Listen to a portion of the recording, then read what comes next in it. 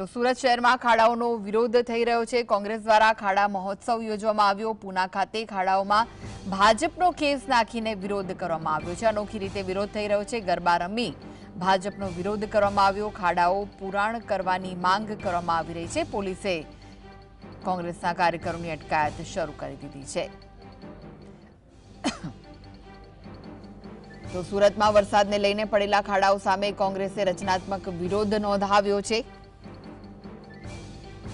સુરત કોંગ્રેસે ખાડા મહોત્સવ યોજીને વિરોધ નોંધાવ્યો છે। તો ખાડાની ફરતે ગરબા રમી ભાજપનો કેસ નાખી અને વિરોધ નોંધાવ્યો।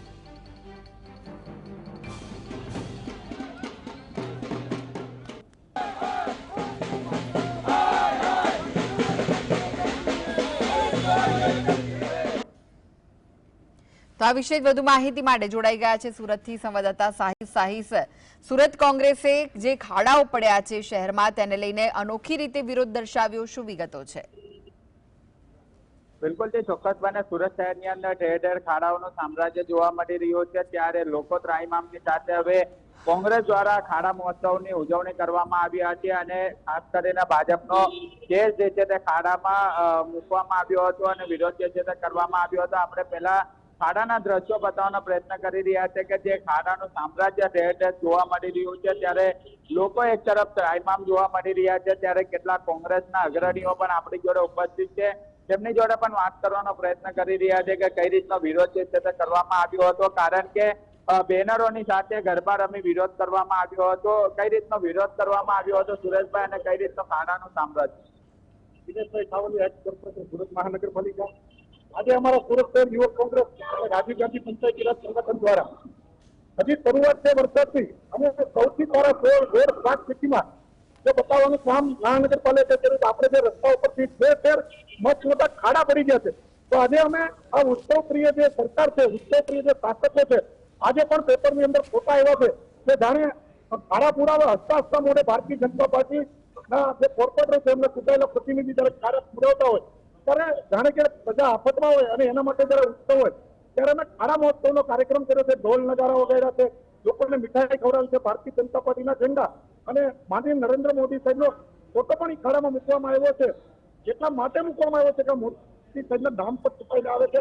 અગર તાલી કેપ્ટન છે તો ગાલી ભી કેપ્ટન को जानी चाहिए।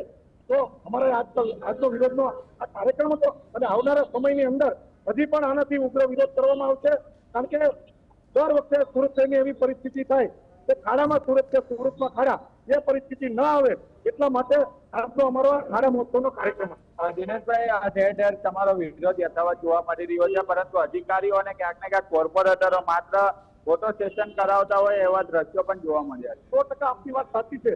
આજના જ મેં અગાઉથી પણ જે દ્રશ્યો છે હસતા ખાડા પુરાવે છે, તો તમારે એક ચોમાસા પહેલા કામ કરવાનું હોય એવા રસ્તા તમે બનાવો કે જે રસ્તા તૂટે જ નહીં। પણ જો અત્યારે 15 દિવસથી વરસાદની અંદર આ પરિસ્થિતિ હોય તો આગળ હજી પૂરું આખું મોટું ચોમાસું બાકી છે, ત્યારે આ સુરક્ષિત પરિસ્થિતિ થશે અને પરિસ્થિતિ બગડે નહીં એટલા માટે આ તંત્રને જગાડવા માટેનો અમારો કાર્યક્રમ હતો।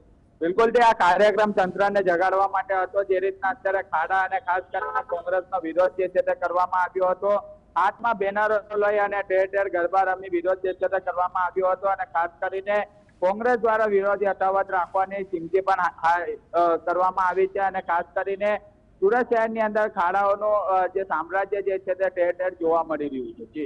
જી, આભાર સાહિસ સમગ્ર માહિતી